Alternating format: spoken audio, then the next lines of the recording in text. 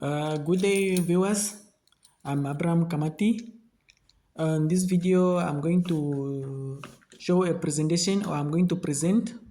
And then let me say the presentation is going to be about how educational leaders and teachers and policymakers make informed decision in education. Before I go in depth with educational decision making, let's look at what it means by decision making in education. Now, this is according to Lasmus. He said that decision making in education refers to the process of selecting a course of action among various alternatives to achieve a specific educational goal. Kim added that this decision can range from small everyday choices to a large-scale policy that affect entire institution or system. In short, this is what decision making is in education. Educational leaders, teachers, and policymakers navigate complex decision making in contemporary education by fostering collaboration, embracing evidence-based practices, and addressing the challenges of changing landscape. This includes adapting to diverse student needs, implementing effective instructional strategies, and promoting equity and access to all learners. This is according to Bamboo 2024.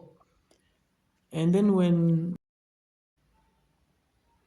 now according to the Ministry of Education, Art and Culture 2020, Namibia educational leaders rely on data and research such as national exam results, school performance reports, and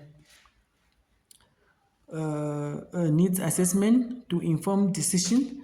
They also aligned educational strategies with framework like Vision 2030, the National Development Plan, and the Sustainable Development Goal for Quality Education. This is according to the now Minister of Education and Culture 2020.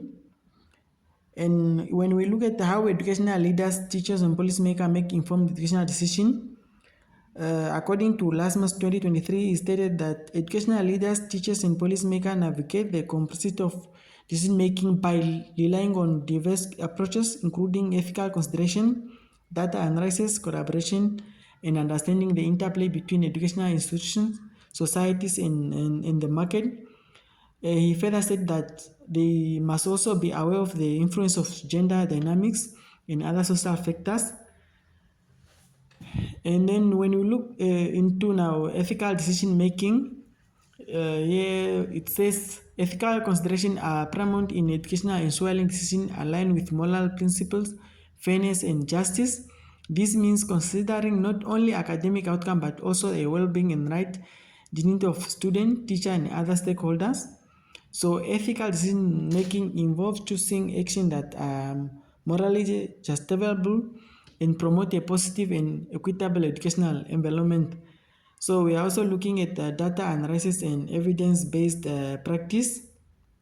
This is now according to the Minister of Education, Art and Culture 2020. Challenges in decision making in education. Uh, Now the following are the challenges that most educational leaders and teachers and policymakers face when they are making educational decisions. For example, resource constraints.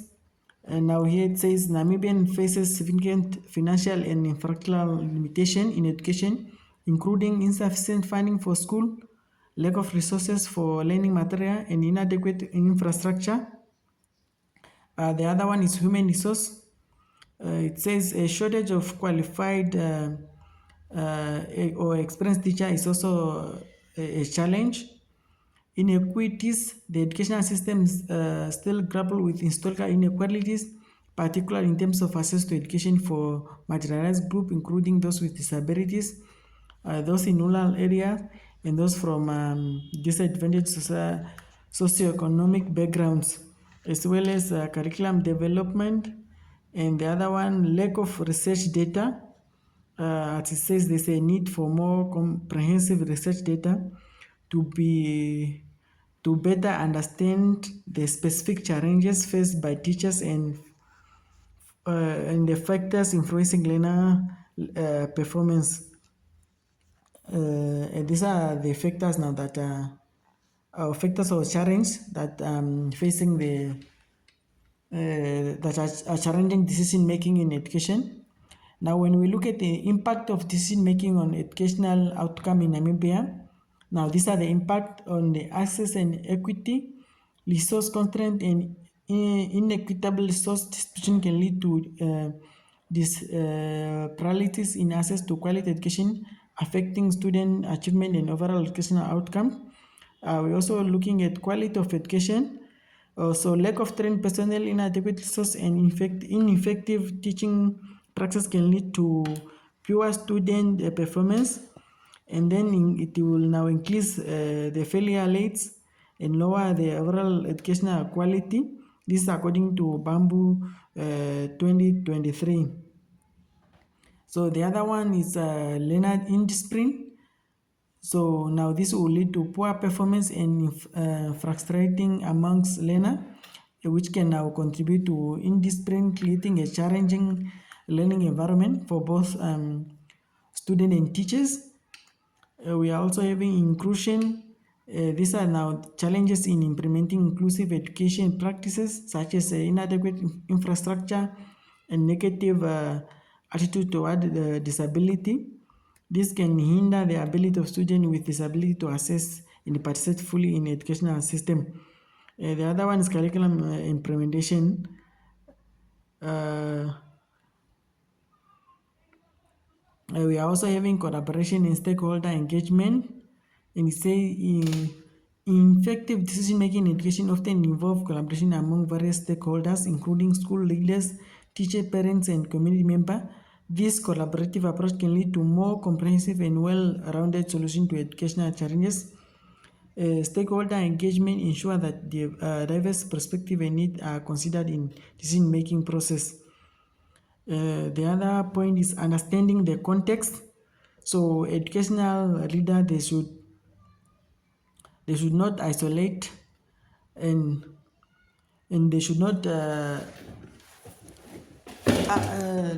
refuse to put educational context in mind when they are making their decisions. So decision making in education in a diverse, dynamic, and data-driven environment. So here we have data collection, data analysis, and interpretation. Now when we look under now data collection, so educational leaders, the teachers and principal, they utilize the wide range of data source, including student achievement data, attendance records, behavior data, student voice survey, and school climate data. In our data analyzing interpretation here, they look at micro and macro level analysis, where the leader, they look at the long-term um, data that were collected. Now, in conclusion, the role of decision making in education cannot be overstated. It directly impacts the effectiveness of educational practice, the satisfaction of students, and the success of educational institutions. So, in fact, quality decision making can be the difference between a thriving learning environment and one that struggles with issues such as disengagement and underperformance or lack of motivation. That's my presentation, and these are just the references where I got the sources that I used in this presentation, especially from the framework that was released by the Ministry of Education and Culture in 2020.